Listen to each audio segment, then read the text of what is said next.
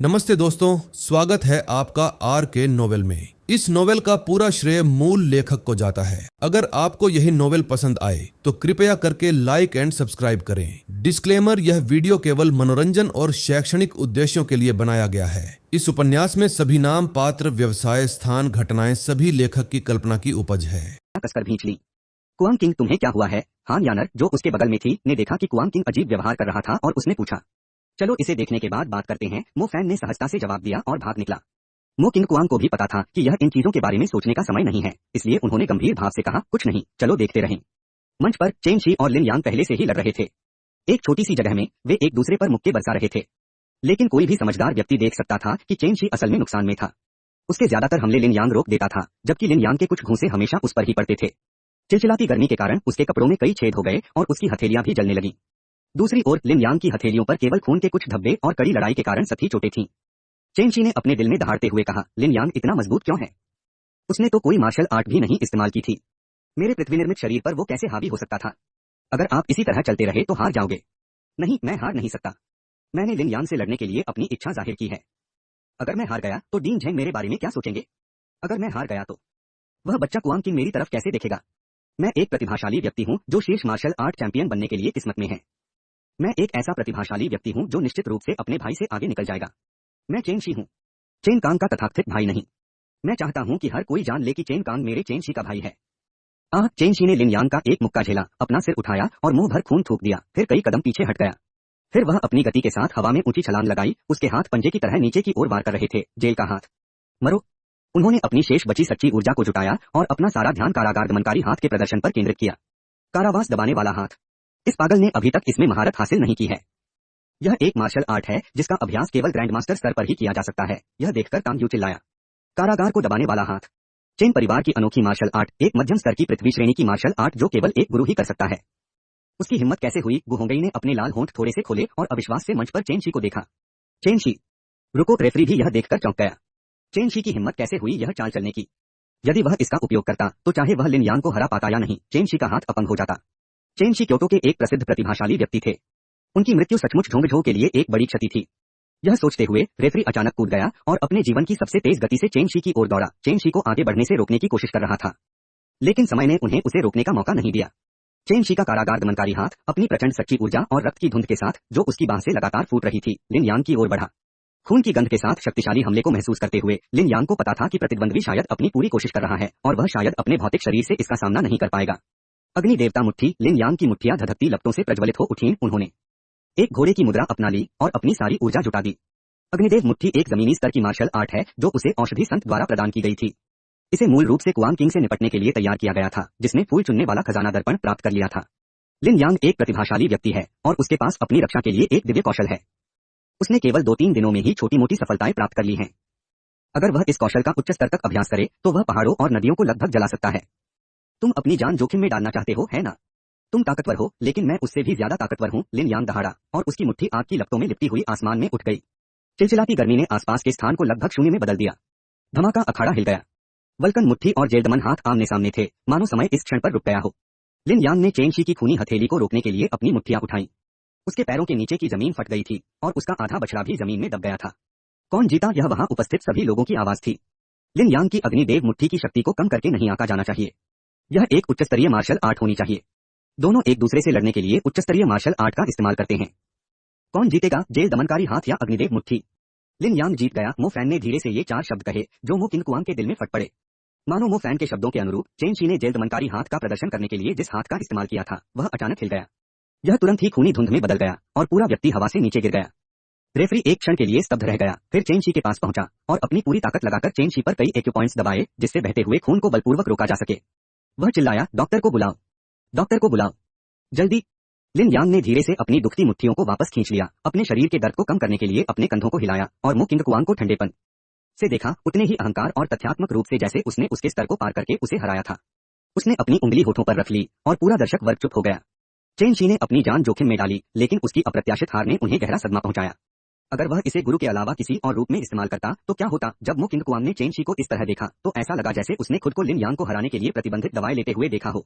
उसे भी वैसा ही पागलपन और अनिच्छा महसूस हुई, ठीक वैसे ही जैसे अभी है। कम से कम उसका हाथ टूट जाएगा और वह विकलांग हो जाएगा। ज्यादा से ज्यादा उसकी मेरिडियन टूट जाएंगी और उसका इलाज नहीं हो पाएगा। हान यानर ने खून से लथपथ चेन शी को देखा और थोड़ी हिचकिचाहट के साथ अपना सिर घुमा लिया। आह, बिल्कुल वही नतीजा। मो किंग कुआंग ने लिन यांग को तीखी नजरों से देखते हुए खुद से कहा, आज आप उन्नति के मार्ग पर एक और युवा व्यक्ति के ऋणी हैं। गुहोंगी के चेन शी के साथ हमेशा अच्छे संबंध रहे थे और उसे उसकी क्षमताओं पर पूरा भरोसा था। अप्रत्याशित रूप से चेन शी अपनी पूरी कोशिशों के बावजूद लिन यांग को हराने में नाकाम रहा। अंततः उसने जबरन प्रिजन सेपरेशन हैंड का इस्तेमाल किया, जो मार्शल आर्टिस्टों के लिए वर्जित तकनीक है, लेकिन मौत या गंभीर चोट की कीमत पर वह जीत हासिल करने में नाकाम रहा। उसकी आंखें आंसुओं से धुंधली हो गईं। बचपन से उसका साथी, वो प्रतिभाशाली जिसकी क्योटो में हर कोई प्रशंसा करता था, आज से एक विकलांग व्यक्ति बन जाएगा। गुहोंगी स्तब्ध भीड़ को चीरती हुई रिंग के किनारे पहुंची। उसने लिन यांग से घृणा से कहा, लिन यांग, तुमने चेन शी को बर्बाद कर दिया। भाई चेन कांग तुम्हें जाने नहीं देगा। लिन यांग ने संदेह से उसकी ओर देखा। चेन कांग, आखिरी मार्शल आर्ट चैंपियन? यह सही है, भाई चेन कांग ग्रैंडमास्टर क्षेत्र में प्रवेश करने वाला है। बस मौत का इंतजार करो। ठीक है, मैं इंतजार करूंगा, लिन यांग मुस्कुराया, अपने सफेद दांत दिखाते हुए। चेन शी के खून के दाग ने उसके छिपे हुए चेहरे को और भी भयानक बना दिया था। हालांकि मेरा लक्ष्य चेन कांग नहीं, बल्कि तुम हो, लिन यांग मुस्कुराता रहा। उसने अपनी उंगली बढ़ाकर मो किंग कुआंग की ओर इशारा किया। किडियन रीडिंग द विलेनस ट्रेजेडी से मिले इनाम के लिए शुक्रिया। शुक्रिया। इस अध्याय का अंत। अध्याय 42 अप्रत्याशित घटनाएं। अध्याय 42 अप्रत्याशित घटनाएं। मेरा लक्ष्य तुम हो, लिन यांग की युद्ध की सार्वजनिक घोषणा ने सभी को भावुक कर दिया। लिन यांग की ताकत पर कोई सवाल नहीं उठा सकता था, क्योंकि उसने एक ही मुक्के से चेन शी के कारागार दबाने वाले हाथ को तोड़ दिया था, जिससे क्योटो के लोग लगभग दहशत और भ्रम में पड़ गए थे। वह कितना ताकतवर है, उसी वर्ग में और कौन उसे हरा सकता है। अगर लिन यांग वाकई मार्शल आर्ट चैंपियन का खिताब जीत लेता है और उसे सार्वजनिक रूप से युआनजियान संप्रदाय का सदस्य घोषित कर दिया जाता है, तो तियानशुआन शाही परीक्षा देने का साहस कैसे कर पाएगा। लेकिन लिन यांग के शब्दों ने उन्हें याद दिला दिया, क्योटो में अभी भी प्रतिभाएं हैं, और एक प्रतिभा ऐसी भी है जिसकी मार्शल आर्ट परीक्षा के इतिहास में यंगलिन सूची में सर्वोच्च रैंकिंग है। कुआंग किंग, जो यंगलिन सूची में 49वें स्थान पर था। हालांकि कुआंग किंग अचानक प्रकट हुआ एक व्यक्ति था, लेकिन आजकल क्योटो के लोग उसकी परवाह नहीं करते। जो कोई भी लिन यांग को हरा सकता है, वह हम में से एक है। कुआंग किंग, उसे पीट पीट कर मार डालो। कुआंग क्विंग, युआनजियान संप्रदाय के कुत्ते को मार डालो। यदि आप लिन यांग को हरा सकते हैं, तो मैं इस शादी के लिए सहमत हो जाऊंगा। क्रोधित भीड़ जोर जोर से चिल्ला रही थी कि काश कुआंग किंग मंच पर आकर लिन यांग को मार डालता। वाह, जब तक आप लिन यांग को हरा सकते हैं, आप स्थिति को मोड़ सकते हैं और ढहती इमारत को बचा सकते हैं। भविष्य में तियानक्सुआन की युवा पीढ़ी में कोई भी आपकी हैसियत को पार नहीं कर पाएगा, यहाँ तक कि चेन कांग भी नहीं, मो फैन ने खुशी से याद दिलाया। मो किंग कुआंग जुझारू जोश से भरा हुआ था। उसने पहले कभी इतने सारे लोगों का समर्थन महसूस नहीं किया था। यह एक ऐसे नायक की तरह है जिसका सभी को इंतजार है, जो सबकी आशा को लेकर चल रहा है और उस राक्षस का नाश कर रहा है जो उन्हें निराशा में डालता है। इस समय मो किंग कुआंग बेहद उत्साहित था और लिन यांग से लड़ने के लिए उत्सुक था। शोर मत करो, खेल खत्म हो गया है, कृपया अपने आप चले जाओ, इस ऊंची आवाज ने भीड़ की चीखों को दबा दिया। झेंग ताओ अपने हाथ पीछे करके और उदास भाव से उड़कर आया। उन्होंने लिन यांग की ओर एक जटिल अभिव्यक्ति के साथ देखा। युवक बुरा नहीं है। चेन शी उनके चुने हुए शिष्यों में से एक था, एक ऐसा शिष्य जिसे वे एक बच्चा मानते थे। जब उन्हें इस तरह छोड़ दिया गया तो उनका दिल कैसे नहीं टूटा होगा। लेकिन ये भी चेन शी की अपनी पसंद थी। अपने स्तर से ऊपर उठकर उच्च स्तरीय मार्शल आर्ट का प्रदर्शन करना बेहद खतरनाक काम है, और प्रिजन स्प्रिंग हैंड जैसी दबंग मार्शल आर्ट का तो कहना ही क्या। परिणाम स्वरूप वह न केवल जीतने में असफल रहा, बल्कि उसने अपना हाथ भी खो दिया। लिन यांग ने उस पर केंद्रित गहरी आंखों की जोड़ी को देखा, मानो कोई ब्लैक होल उसे निगलने वाला हो। एक पल में मानो उसके सिर पर किसी शक्तिशाली हथौड़े का प्रहार हुआ हो। चक्कर आने की एक तीव्र अनुभूति ने उसकी चेतना के पूरे सागर पर कब्जा कर लिया और वह एक मदहोशी और जड़ता में गिर गया। उठो, मेडिसिन सैंक ने अपने दिल की गहराई से चिल्लाकर लिन यांग की तंद्रा भंग की। लिन यांग को ऐसा लगा जैसे उसे अभी अभी नर्क से बचाया गया हो। उसका पूरा शरीर ठंडा और पसीने से भीगा हुआ था। उसने अपनी नाक की नोक को छुआ, जो थोड़ी गर्म महसूस हो रही थी, और पाया कि खून की 2 धाराएं धीरे धीरे बह रही थीं। शुक्र है कि औषधि संत ने उसे समय रहते याद दिला दिया, वरना झेंग ताओ की नजर लिन यांग को अमिट चोट पहुंचा सकती थी। प्रेसिडेंट झेंग, कमजोर को धमकाना सज्जनता का व्यवहार नहीं है। लिन यांग ने गुस्से से अपनी नाक की नोक से खून पोंछा, झेंग ताओ को तीखी नजरों से देखा और उससे सवाल किया। यह सुनकर आसपास के सभी लोग चौंक गए। डीन झेंग ने सचमुच लिन यांग पर हमला किया। लिन यांग वास्तव में डीन झेंग के हमले से कैसे बच सकता है? यह एक शक्तिशाली मार्शल किंग का कौशल है। झेंग ताओ को उम्मीद नहीं थी कि लिन यांग इतनी जल्दी जाग जाएगा। उसकी आंखों में आश्चर्य की एक झलक उभरी और वह उसे और भी ज्यादा सम्मान से देखने लगा। ऐसी प्रतिभा को युआनजियान संप्रदाय के हवाले करना खुद को नुकसान पहुंचाने के लिए बाघ पालने जैसा होगा। वह इस मौके का फायदा उठाकर उसे चुपचाप खत्म करना चाहता था, लेकिन उसे उम्मीद नहीं थी कि लिन यांग सचमुच उसके आत्मा के हमले का विरोध कर पाएगा। ऐसा एक बार हुआ है, अब दोबारा नहीं हो सकता। लिन यांग ने इस मामले को फिर से सार्वजनिक कर दिया। झोंगझो की प्रतिष्ठा को देखते हुए वह दोबारा कोई कार्रवाई नहीं कर सका। उसने लिन यांग को गहराई से देखा और कहा, बूढ़ा आदमी शिकार को देखकर इतना उत्साहित हो गया कि वह खुद को रोक नहीं सका। क्या आप शिकार को देखकर उत्साहित होते हैं? हो सकता है आप किसी को चुप कराने की कोशिश कर रहे हों। लिन यांग ने अपनी आंखें घुमाई और शांति से कहा, मुझे आशा है कि मैंने आपको निराश नहीं किया सीनियर। निराश नहीं, बहुत संतुष्ट हूँ। झेंग ताओ का स्वर सपाट था, जिससे उस समय उसकी भावनाओं को व्यक्त करना असंभव हो गया। सब लोग तितर बितर हो जाओ, प्रतियोगिता कल भी जारी रहेगी। चिंता मत करो, साम्राज्य की शान को कोई रौंद नहीं सकता। आओ चेन शी को वुल्फू भेज दो। झेंग ताओ ने हाथ हिलाया और तैरते हुए चला गया। जाने से पहले उसने मो किंग कुआंग को अर्थपूर्ण दृष्टि से देखा। मार्शल आर्ट अकादमी के डीन होने के नाते झेंग ताओ के आदेश अभी भी बहुत आधिकारिक थे। हालांकि लोग आक्रोशित थे, उन्हें विश्वास था कि दरबार इन शत्रुतापूर्ण तत्वों को अवश्य दंड देगा, इसलिए वे तितर बितर हो गए। झेंग ताओ ने तुम्हें उसे ढूंढने के लिए कहा था, मो फैन ने धीरे से कहा। मुझे उसे ढूंढने दो, मो किंग कुआंग ने हैरानी से पूछा। उसने मुझे नहीं बताया। मो फैन ने आंखें घुमाई। क्या मुझे तुम्हारे सिर के पीछे रूलर से 3 बार मारना होगा? दादाजी कृपया मेरे साथ बेवकूफी करना बंद करें। मो किंग कुआंग बेबस था। यह बूढ़ा पूर्वज हर तरह से अच्छा था, सिवाय इसके कि कभी कभी उसकी बातें बेतुकी और समझने में मुश्किल होती थीं। छोड़ो भी, तुम्हें ये भी समझ नहीं आता। बोरिंग पोता, मो फैन ने आह भरी। अभी अभी झेंग ताओ ने तुम्हें ऐसे देखा जैसे वो चाहता हो कि तुम उसे ढूंढने आओ। उसने तुम्हें और चेन शी को अपना शिष्य चुना था।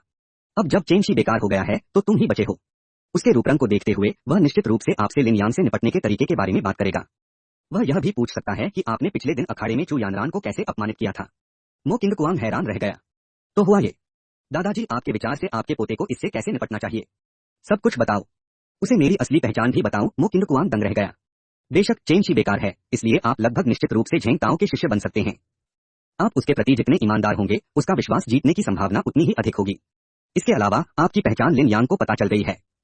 तियाननान शहर में मो परिवार अब सुरक्षित नहीं है। यदि आप भविष्य की किसी प्रतियोगिता में लिन यान को हरा देते हैं और युआनजियान संप्रदाय की योजना को विफल कर देते हैं, तो वे निश्चित रूप से आपसे क्रोधित होंगे। फिर लिन यांग आपकी असली पहचान जनता के सामने प्रकट कर देंगे और हमारे मो परिवार का सफाया हो जाएगा। आपको झेंग ताओ से कहना होगा कि वह मो परिवार के सदस्यों की सुरक्षा के लिए किसी को भेजे और उन्हें क्योटो में बसने दे। इस समय वह आपका सबसे बड़ा सहारा है। मो किंग कुआंग ने जब यह सुना तो वह सिहर उठा। उसने अपने परिवार पर लगभग मुसीबत ला दी थी। मैं अभी डीन झेंग को ढूंढने जाऊंगा।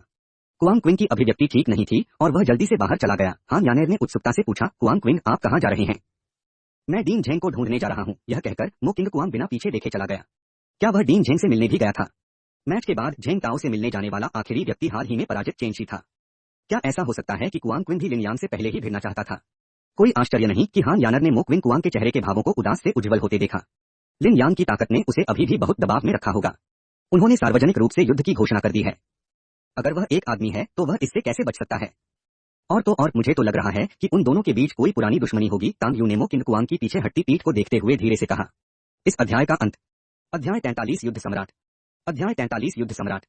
जब मो किंग कुआंग प्लेटफॉर्म पर चढ़ा तो उसने देखा कि काले रंग के लबादे में एक मध्यम आयु वर्ग का व्यक्ति प्लेटफॉर्म पर उसका इंतजार कर रहा था। चलो मेरे साथ आओ, डीन झेंग अंदर तुम्हारा इंतजार कर रहा है। अधेड़ उम्र के आदमी ने मो किंग कुआंग को ऊपर से नीचे तक देखा। इस बदमिजाज लड़के ने 2 दिन पहले उस पर गहरी छाप छोड़ी थी। हाँ, अधेड़ उम्र का आदमी मो किंग कुआंग को अंदर ले गया। मंच के पीछे एक घुमावदार रास्ता था। कुछ मिनट चलने के बाद वे एक छोटे से आंगन में पहुंचे। अंदर आ जाइए, अधेड़ उम्र के आदमी ने आधे खुले दरवाजे की ओर इशारा किया। फिर से आओ। मो किंग कुआंग अवाक रह गया। बूढ़ा झेंग हमेशा रहस्यमयी व्यवहार करना पसंद करता था। पिछली बार जब वे मिले थे तो वह डर के मारे मर गया था। उसने झुककर उसे धन्यवाद दिया और दरवाजा खोल दिया। सूर्य के प्रकाश की ओर देखते हुए उसने देखा कि झेंग ताओ सीधा बैठा है और गहरी निगाहों से उसे देख रहा है। बस एक नजर देखने पर उसे ऐसा महसूस हुआ जैसे वह दलदल में फंस गया है और खुद को बाहर निकालने में असमर्थ है।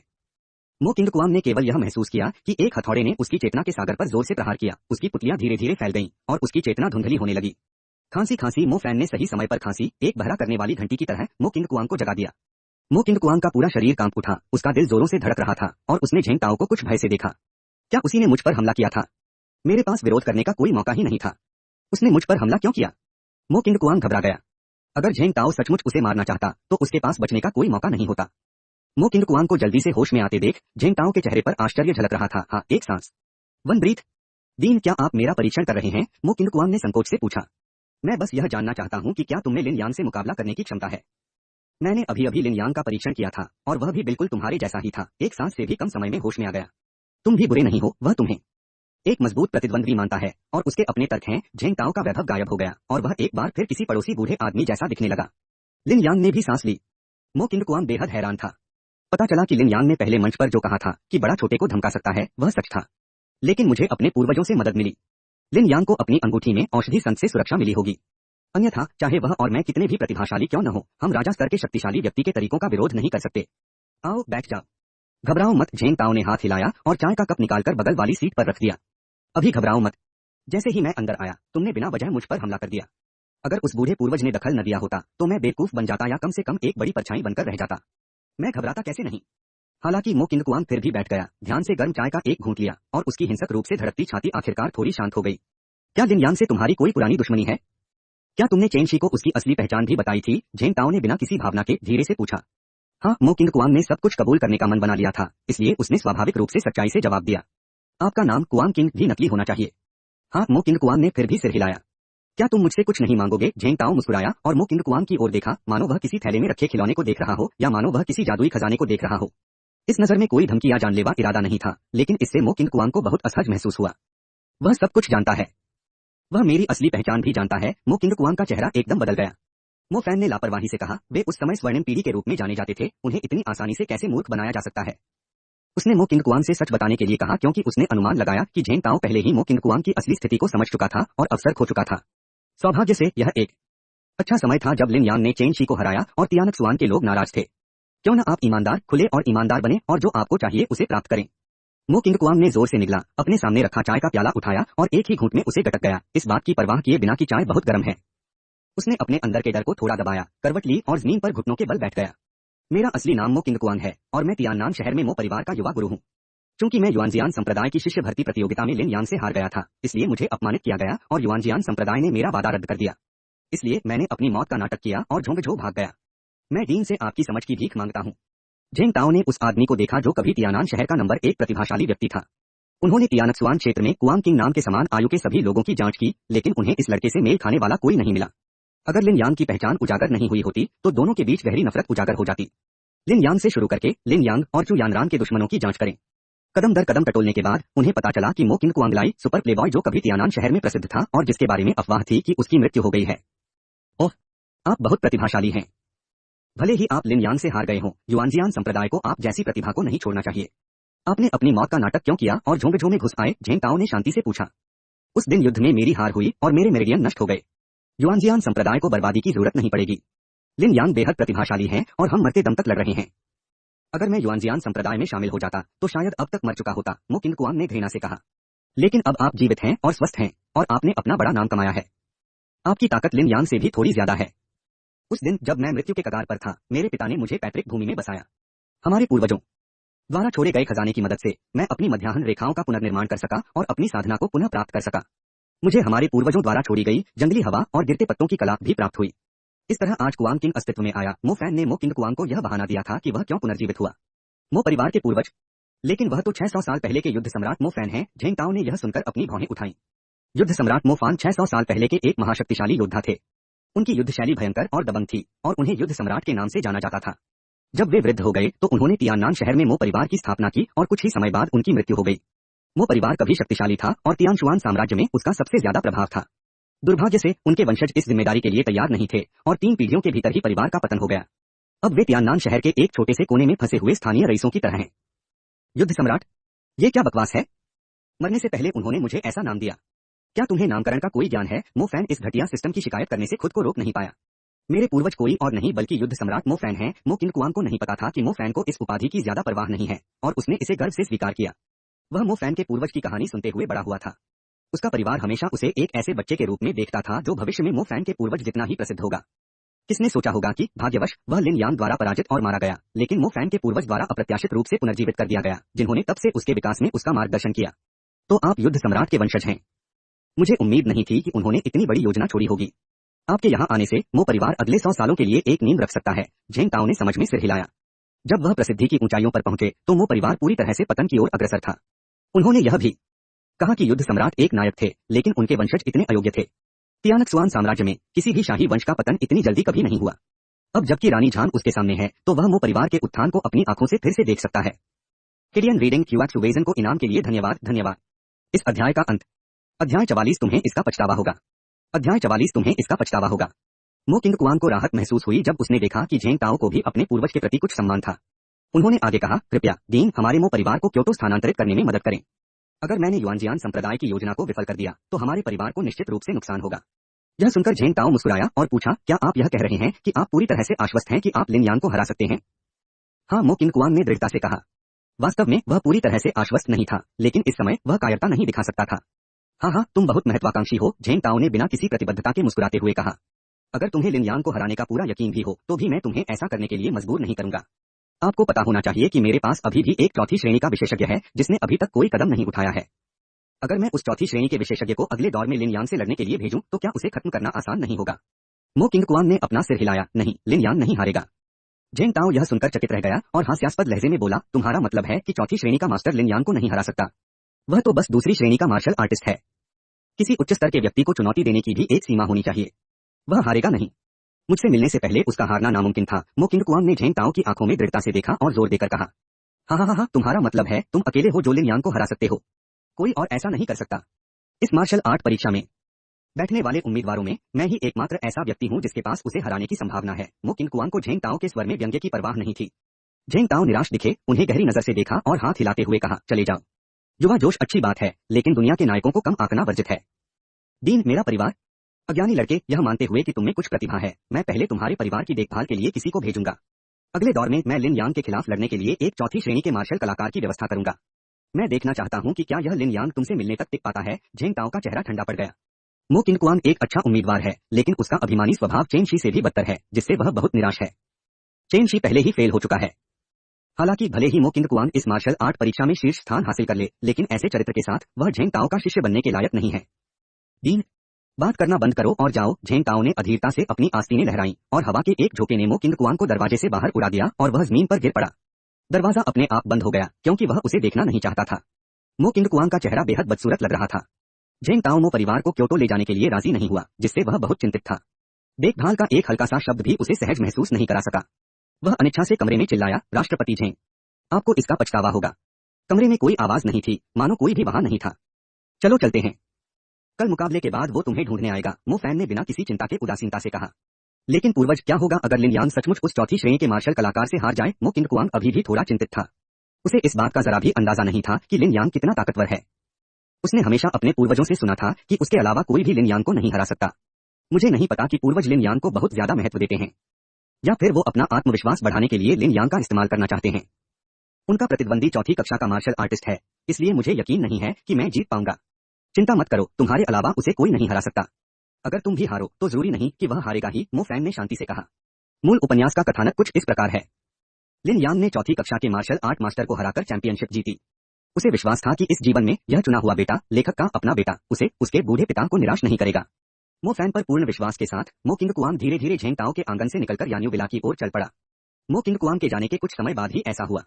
कमरे के अंदर काले वस्त्र में एक मध्यम आयु वर्ग का आदमी अचानक झेंग ताओ के सामने प्रकट हुआ। क्या आप किसी समझौते पर नहीं पहुंचे? झेंग ताओ का चेहरा थोड़ा गंभीर लग रहा था और उसने आह भरी युवावस्था जोश से भरी होती है और इसे अभी भी चमकाने की जरूरत है। तब कल क्या तियानशेन लगभग ठीक हो गया है? उसे जाने दो। मुझे विश्वास नहीं है कि लिन यांग उसके स्तर को पार कर सकता है और चौथी श्रेणी के मार्शल कलाकार के खिलाफ लड़ सकता है। हाथ अधेड़ उम्र के आदमी ने सिर हिलाया और पीछे हट गया, लेकिन झेंग ताओ ने उसे रोक दिया और कहा, रुको, मो परिवार की देखभाल के लिए कुछ लोगों को नानझो भेजो। हाँ। मो किंग कुआंग यान्यू विला में वापस आया और पाया कि हान यानर और गुहोंगी वहां नहीं थे। केवल तांग यू ही हॉल में बैठा इंतजार कर रहा था। मो किंग कुआंग को वापस आते देख तांग यू तुरंत आगे आई और पूछा, डीन झेंग ने क्या कहा? क्या वह कल लिन यांग से निपटने के लिए आपके साथ सहमत है? मो किंग कुआंग ने अपना सिर हिलाया और आह भरी। वह असहमत था और उसने कहा कि वह उससे निपटने के लिए एक चौथी श्रेणी के मास्टर की व्यवस्था करेगा। यह सुनकर तांग यू बहुत खुश हुआ और मो किंग कुआंग के कंधे पर थपथपाया। यह अच्छी बात नहीं है। चौथी श्रेणी के गुरु के कार्रवाई करने से जीत पक्की है। यह लिन यांग कोई परेशानी पैदा नहीं कर सकता। उसे सम्राट से मिलने का मौका भी नहीं मिलेगा। मो किंग कुआंग को कोई दिलचस्पी नहीं थी, हो सकता है।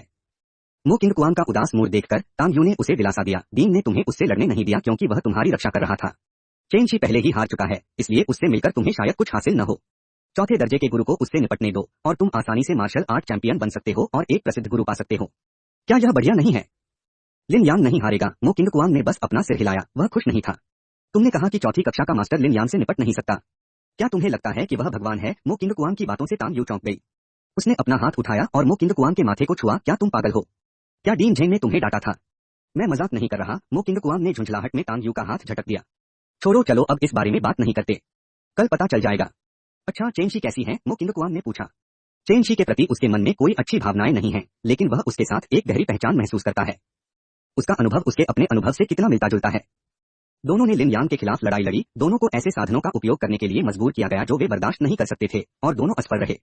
चेन शी के बारे में बात करते हुए तांग यू आह भरने से खुद को रोक नहीं पाया। चेन शी को इलाज के लिए प्रिंसिपल फू के पास भेजा गया था। वह भाई चेन कांग का छोटा भाई है। प्रिंसिपल फू एक बार उसे अपना शिष्य बनाना चाहते थे और वह उसे बहुत महत्व देते हैं। क्योटो के सबसे अच्छे डॉक्टर यहाँ हैं और नौवीं राजकुमारी और गुहोंगी हमारे साथ हैं। मैंने सुना है कि महल ने चेन कांग और प्रिंसिपल फू के सम्मान में शाही चिकित्सक और कीमियागर को भी परामर्श के लिए भेजा है। क्या आपकी जान बच सकती है? मो किंग कुआंग ने पूछा। यह अभी भी स्पष्ट नहीं है। तांग यू यान्यू विला में इंतजार कर रहा था और उसे भी स्थिति का पता नहीं था। दरवाजे से एक स्पष्ट थोड़ी थकी हुई आवाज गूंजी, उसकी जान तो बच गई लेकिन उसका हाथ टूट गया है। मैंने उसकी हड्डियों को हुए नुकसान की मरम्मत के लिए अमृत का इस्तेमाल किया लेकिन असर अभी भी काफी है। चेन शी, मुझे डर है कि अब तुम्हें कोई जीनियस नहीं मानेगा। गुहोंगी और नौवीं राजकुमारी हान याने एक साथ लौटे। जब तक हम जीवित हैं यह पर्याप्त है। मो किंग कुआंग ने सिर हिलाया। उस समय वह गंभीर रूप से घायल हो गए थे और कोई भी दवा उन्हें ठीक नहीं कर सकती थी। अगर उनके पूर्वज मो फैन रहस्यमयी रूप से प्रकट न होते तो उनकी कब्र पर घास शायद कई फीट ऊंची होती। अगर चेन शी उसकी जान बचा सके तो अभी भी एक और उम्मीद है। अगर एक हाथ टूट भी जाए तो भी भविष्य में उसे ठीक करने के कई तरीके हैं। गुहोंगी ने ठंडे स्वर में कहा। लेकिन लिन यांग के लिए भी समय आसान नहीं होना चाहिए। भाई चेन कांग को चेन शी की स्थिति के बारे में पता है और वह उसे ढूंढने के लिए पहले ही जा चुका है। सिफारिश तो चली गई है और कल शायद डेटा और भी ज्यादा खराब होगा। पिछले कुछ दिनों में क्यू रीडिंग का कलेक्शन बहुत तेजी से बढ़ा है। ऐसा लगता है कि क्यू रीडिंग पर मेरे दोस्तों को मेरी किताब ज्यादा पसंद आ रही है। चलो, जब यह अलमारियों पर होगा तो और अधिक अपडेट होंगे। इस अध्याय का अंत। अध्याय 45 लिन यांग बनाम तियानशेंग। अध्याय 45 लिन यांग बनाम तियानशेंग। अगले दिन वह स्थान जहां लिन यांग स्थित था लोगों से भरा हुआ था। युआनजियान संप्रदाय के उपद्रवियों और चौथी श्रेणी के मार्शल कलाकार तियानशेंग के बीच लड़ाई यहीं से शुरू होगी। यदि लिन यांग जीतता है तो वह शीर्ष 16 में प्रवेश करेगा और चैंपियनशिप के लिए प्रतिस्पर्धा करने हेतु सम्राट से मिलने महल जाएगा। यदि लिन यांग पराजित हो गया तो युआनजियान संप्रदाय अपना सारा सम्मान खो देगा और घबराकर भाग जाएगा। यह युवा पीढ़ी के बीच की लड़ाई है और साथ ही दो महाशक्तियों के बीच संघर्ष भी है। चौथे दर्जे का मार्शल आर्टिस्ट तियानशेंग असल में महल के एक गुप्त संगठन द्वारा प्रशिक्षित एक युवा गुरु है। वह जीवन भर शाही परिवार के प्रति वफादार रहता है। आज वह काले कपड़े पहने हुए थे, एक लंबा लोहे का भाला पकड़े हुए गर्व से रिंग पर खड़े थे। उसका शरीर सुडौल है और उसकी आंखों में एक ठंडी सी झलक है, मानो दुनिया की हर चीज, यहाँ तक कि वह खुद भी मर चुकी है। इसके अलावा उनकी दाढ़ी घनी थी और वे 20 वर्ष से कम उम्र के युवक नहीं लग रहे थे। इस समय वह क्योटो के लोगों की आशा है। यह लिu जुआन था जिसके पास तीसरी श्रेणी की साधना थी, जिसे उसने अपनी जान की कीमत पर रिंग से बाहर कर दिया था और उसने अपने सबसे बड़े प्रतिद्वंद्वी लिu जुआन को बड़ी मुश्किल से हराया था। ऐसा इसलिए भी था क्योंकि लिu जुआन बचपन से ही बिगड़ा हुआ था और दूसरों के दुखों के बदले अपनी जान देने को तैयार नहीं था। वरना भले ही तियानशेंग की साधना उससे एक स्तर ऊंची होती, लिu जुआन की पृष्ठभूमि के साथ परिणाम अभी भी अनिश्चित होता। बहुमूल्य औषधियों के सेवन और एक दौर के आराम के बाद, जिसके दौरान उनके प्रतिद्वंद्वी ने हार मान ली थी, तियानशेंग की गंभीर चोटें मूलतः ठीक हो गईं और वह अपने चरम पर लौट आए। इससे झोंगझो के लोगों को बहुत आत्मविश्वास मिला। लिन यांग अभी तक नहीं आया। तियानशेंग काफी देर से मंच पर खड़ा था लेकिन लिन यांग अभी तक नहीं आया था। क्या ऐसा हो सकता है कि यह सुनने के बाद कि वह तियानशेंग का सामना करने जा रहा है, वह इतना डर गया कि उसने खेल छोड़ दिया और अपमानित होकर युआनजियान संप्रदाय में वापस भाग गया? किसी ने व्यंग्य किया। मैंने सुना है कि कल चेन कोंग को पता चला कि चेन शी को पदच्युत कर दिया गया है और वह गुस्से में लिन यांग को ढूंढने गया। हो सकता है कि चेन कोंग ने उसे पीट कर मार डाला हो। स्थिति से अच्छी तरह वाकिफ किसी ने भी बीच में ही टोक दिया। युआनजियान संप्रदाय को कुछ कहना है। उनका शिष्य रिंग में नहीं हारा बल्कि रिंग के बाहर मारा गया। झुंगझो में मेरे साथियों के बीच लिन यांग का कोई प्रतिद्वंद्वी नहीं है, इसलिए वे केवल कुछ चालें ही चल सकते हैं। दर्शक आपस में चर्चा कर रहे थे और हान यानर थोड़ा चिंतित महसूस कर रही थी। क्या यह हो सकता है कि चेन कांग ने सचमुच लिन यांग को पीट कर मार डाला हो? इससे उसे सचमुच बात करने का मौका मिल जाएगा। चेन शी भाई चेन कांग का इकलौता छोटा भाई है और वह बचपन से ही उससे प्यार करता है। हालांकि चेन शी हाल के वर्षों में भाई चेन कांग से असंतुष्ट रहा है और उनके रिश्ते थोड़े तनावपूर्ण रहे हैं, लेकिन भाई चेन कांग अब भी उसके साथ हमेशा की तरह अच्छा व्यवहार करता है। तांग यू ने भी कहा। चेन कांग कल लिन यांग को ढूंढने गया था लेकिन कोई खबर नहीं मिली। बताया गया कि पूरा इलाका साफ कर दिया गया है और कोई खबर नहीं मिली। कोई नहीं जानता था कि लिन यांग जीवित है या मृत, उन दोनों के बीच लड़ाई हुई थी या नहीं, या यहाँ तक कि चेन कांग ने लिन यांग को पाया था या नहीं। लिन यांग आएगा और चेन कांग कुछ नहीं करेगा। मो किंग कुआंग ने सिर हिलाया। उसे उम्मीद थी कि चेन कांग गुस्से में लिन यांग को मार डालेगा और बात खत्म हो जाएगी, लेकिन इंपीरियल कॉलेज ऐसा कुछ होने के लिए राजी नहीं था। उम्र बदलना तो पहले से ही तय था। अगर वे आयोजन स्थल के बाहर हमला करने और मारने के लिए लोगों को भेजते तो वे दुनिया के लोगों के सामने टिक नहीं पाते। और तो और अगर इंपीरियल कॉलेज मान भी जाए तो भी मेडिसिन सेंट के संरक्षण में चेन कांग के लिए लिन यांग को जरा भी चोट पहुंचाना मुश्किल होगा, यहाँ तक कि उसकी जान भी जा सकती है। मानो मो किंग कुआंग के शब्दों के जवाब में लिन यांग दूर से इत्मीनान से आया और रिंग पर कूद गया। उसने अपने आसपास खड़े लोगों को मुट्ठियां बांधकर हंसते हुए कहा, माफ करना, मैंने कल रात कुछ ज्यादा ही पी ली थी और देर से उठा। वह गुलाबी गालों वाला और ऊर्जा से भरपूर लग रहा था। चेन कांग ने उसे डांटा कैसे? वह तो साफ तौर पर पेट भर खाना खाकर और थोड़ी देर आराम करके आया था। यह देखकर सभी लोग धर्मी क्रोध से भर गए। उन्होंने शाप दिया, इतना घमंडी मत बनो कमीने लिन यांग। क्या तुम्हें सच में लगता है कि कोई तुम्हें सजा नहीं देगा? लिन यांग ने यह सुनकर अपने होंठ सिकोड़ लिए और तिरस्कार पूर्वक जवाब दिया, कौन? मेरे साथ कौन निपटेगा? तुम या तुम? अंत में उसने भीड़ में मो किंग कुआंग की ओर अपनी उंगली उठाई। तुम मुझसे लड़ने की हिम्मत क्यों नहीं करते? तुमने मुझसे निपटने के लिए मेरी जगह चौथी कक्षा के मास्टर को क्यों रखा? क्या तुम्हें डर है कि तुम मुझे हरा नहीं सकते? लिन यांग ने आंखें सिकोड़ते हुए व्यंग्यात्मक लहजे में कहा। मो किंग कुआंग अन्य लोगों के उपसावों पर हंस सकता था, लेकिन लिन यांग के किसी भी कदम का उसके लिए 10,000 गुना अधिक प्रभाव पड़ता। उसका खून तुरंत उसके सिर पर सवार हो गया, उसकी आंखें लाल हो गईं। तुम भाग्यशाली हो, वे सहमत नहीं हैं। वे तुम्हें कुछ और दिन जीने देंगे। कितने बेशर्म! एक पराजित जनरल, तुम्हारी हिम्मत कैसे हुई इतने घमंडी होने की? लिन यांग ने तिरस्कारपूर्वक उपहास किया। वह अच्छे मूड में था। युआनजियान संप्रदाय में वह अकेला शिष्य बचा था और उसने बार बार शक्तिशाली शत्रुओं को हराया था और अपनी वीरता का प्रदर्शन किया था, जिससे युआनजियान संप्रदाय को सम्मान मिला था। डीकन लिन ने कल रात उससे वादा किया था कि कार्य पूरा होने के बाद जब वह संप्रदाय में वापस आएगा तो वह न केवल उसे आंतरिक शिष्य के रूप में पदोन्नत करेगा, बल्कि योग्यता और अन्य पुरस्कारों के लिए भी उसकी सिफारिश करेगा। जहां तक उन चंद लोगों की बात है जिन्हें जल्दी ही बाहर कर दिया गया था, वे एक शब्द भी बोलने में शर्म महसूस कर रहे थे। यहाँ तक कि लियू जुआन, जो हमेशा से जिद्दी रहा था, लिन यांग के लिए चीजें मुश्किल नहीं बनाना चाहता था और उसे थोड़ी देर के लिए गर्व महसूस करने देना चाहता था। क्या तुम तियान शेंग हो? उन्होंने तुम्हें मुझसे निपटने के लिए तैयार किया है। लिन यांग ने फिर तियान शेंग पर नजर डाली और उस पर एक जानलेवा आभा छा गई। यह उस व्यक्ति का विशेष स्वभाव था जो युद्ध के मैदान में रहा हो, जिसके हाथों पर बहुत सारा खून लगा हो। मुझे जो आदेश मिला है वह तुम्हें मार डालने का है, तियान शेंग ने ठंडे स्वर में कहा, मानो वह कोई भावनाहीन मशीन हो। सच में? तुम मेरे बारे में बहुत अच्छा सोचते हो। अगर तुम मुझे मारना चाहते हो तो यह इस बात पर निर्भर करता है कि तुम में ऐसा करने की क्षमता है या नहीं। चलो, लिन यांग ने व्यंग्य किया और तैयार हो गया। अपने से 2 रैंक ऊंचे स्वामी के सामने वह अहंकारी होने का साहस नहीं कर सका। खेल शुरू होता है। रेफरी के आदेश के साथ ही खेल आधिकारिक रूप से शुरू हो गया। लिन यांग ने अपने पैरों को लात मारी और पहले हमला किया। उसकी मुट्ठी धधकती आग में लिपटी हुई थी और उसने तुरंत वल्कन मुट्ठी को छोड़ दिया जिसने कल विजय सुनिश्चित की थी। तियान शेंग की पुतलियां सिकुड़ गईं। वह कल लिन यांग और चेन शी के बीच लड़ाई देखने के लिए मौजूद नहीं था। उसने अभी अभी सुना था कि लिन यांग ने अग्निदेव की मुट्ठी से चेन परिवार का अनोखा हुनर, कारागार दमनकारी हाथ तोड़ दिया था। अब लगता है कि ये अग्निदेव मुट्ठी वाकई असाधारण है। भले ही उसके जल आधारित कौशल लिन यांग पर काफी हद तक नियंत्रण रखते हों, लेकिन अगर वो इससे प्रभावित हुआ तो शायद उसे अच्छा नहीं लगेगा। उसने बस अपना भाला उठाया और भाले की नीली रोशनी टिमटिमा उठी और उसका सामना लिन यांग से हुआ जो एक अजगर की तरह भाला लेकर उसकी ओर दौड़ रहा था। यह देखकर लिन यांग का दिल बैठ गया। हालांकि पानी का गुण हवा के गुण जितना तेज नहीं था, फिर भी यह उसके लिए सबसे ज्यादा संयमी था। यदि वह इस मुक्के से तियान शेंग को मारने पर जोर देता तो यह कहना मुश्किल था कि वह उसे मार सकता था या नहीं, क्योंकि यह मुक्का निश्चित रूप से पहले उसके शरीर में छेद कर देता। यह देखते हुए कि यह हमला प्रभावी होने की संभावना नहीं थी, लिन यांग को हमला छोड़ना पड़ा और भाले के शाफ्ट पर मुक्का मारा, जिससे वह ऊपर की ओर गिर गया। उसकी गति अचानक तेज हो गई और एक और मुक्का सीधे तियान शेंग की ओर चला गया। तियान शेंग को कोई जल्दी नहीं थी। उसने बेकाबू भाले को अपनी कमर के चारों ओर लपेट लिया। लंबे भाले में तेज हवा और ठंडी ऊर्जा थी, जिसे फिर से घुमाया गया और हजारों सैनिकों को बहा ले गया। लिन यांग को अचानक सिरदर्द महसूस हुआ। प्रतिद्वंद्वी एक चौथी श्रेणी का मार्शल कलाकार था, उससे 2 कक्षा ऊंचा। इस सहज शॉट को देखकर ही पता चल जाता था कि सामने वाला प्रतिद्वंद्वी युद्ध का बहुत अनुभवी है। लिन यांग के पास कोई हथियार नहीं था, लेकिन उसकी लोहे की मुट्ठियों ने दुनिया को जीत लिया। लेकिन तियान शेंग का भाला 2 फुट लंबा था और हर इंच लंबा भाला 1 इंच ज्यादा मजबूत होता था। लिन यांग ने अनुमान लगाया कि यह गोली तियान शेंग को मारने से पहले उसे ही लग जाएगी। उसे बहुत नुकसान होगा। वह गलत कदम उठाकर जल्दी से पीछे हट गया तथा शक्तिशाली प्रहार से बाल-बाल बच गया। इस टिप के लिए क्यू रीडिंग नानशी हानियों का शुक्रिया। शुक्रिया बॉस। इस अध्याय का अंत। अध्याय 46 अग्नि देवता का क्रोध। अध्याय 46 अग्नि देवता का क्रोध। लिन यांग के पीछे हटने पर मजबूर होने के बाद तियान शेंग ने स्थिति का फायदा उठाया और अथक प्रयास किया। उसने अपने भाले को अपने साथ जोड़ लिया और तेज और स्थिर कदमों से भाले के फूलों की बौछार करते हुए लिन यांग को कदम दर कदम पीछे हटने पर मजबूर कर दिया। यह देखकर कि लिन यांग ने पहल खो दी है और निष्क्रिय स्थिति में है, पूरे दर्शकों ने उत्साह से जयकार की। उन्होंने तियानक्सवान अमर रहे और तियान शेंग अजय है जैसे नारे लगाए और उनका मनोबल ऊंचा था। देखो, मैंने तुमसे कहा था, लिन यांग चाहे कितना भी अच्छा क्यों न हो, वह तियान शेंग को कभी नहीं हरा सकता। मेरे पिताजी ने कहा था कि तियान शेंग 13 साल की उम्र में युद्ध के मैदान में गया था और दर्जनों या सैकड़ों लड़ाइयां लड़ी, बड़ी और छोटी, और कम से कम 100 जाने ली। तांग यू ने मो किंग कुआंग से गर्व से कहा। तियान शेंग महल का एक सदस्य है। उसके पिता तांग तियान महल के सेनापति हैं और तियान शेंग को कुछ हद तक समझते हैं, इसीलिए उन्हें तियान शेंग पर बहुत भरोसा है। मो किंग कुआंग ने कोई जवाब नहीं दिया, उसकी नजरें मैदान पर गड़ी रहीं। लिन यांग वाकई मुश्किल में था। इस बार इंपीरियल कॉलेज ने लिन यांग के लिए जो प्रतिद्वंदी चुना था वह बहुत शक्तिशाली था। उसके गुण एक दूसरे से बिल्कुल अलग थे, उसकी साधना दबी हुई थी और उसे युद्ध का भरपूर अनुभव था। वह किसी भी साधारण चौथी कक्षा के मार्शल आर्टिस्ट से कहीं बढ़कर था। इससे भी ज्यादा भयावह बात यह थी कि तियान शेंग ने लिन यांग को सिर्फ साधना में मात देकर ही नहीं, बल्कि अपनी ताकत का पूरा इस्तेमाल करके लिन यांग को निष्क्रिय स्थिति में धकेल दिया। साथ ही उसने एक निश्चित दूरी बनाए रखी, जिससे लिन यांग को पलटवार करने का कोई मौका नहीं मिला।